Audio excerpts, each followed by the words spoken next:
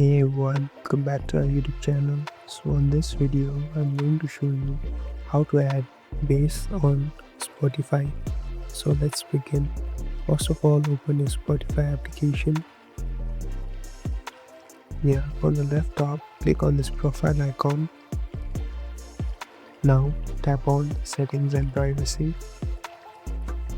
Now hit playback. So slowly scroll down. You'll be able to see the option of Equalizer. Click on it. Tap on OK. So here on the right top, click on this button. And now it's enabled. So here there are options that you can do, and to increase the bass boost, you can turn it up and down.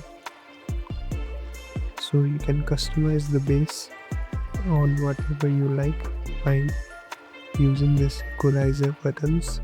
So yes, and you can change your bass according to your likings. So thank you for watching this video. I hope this helps you.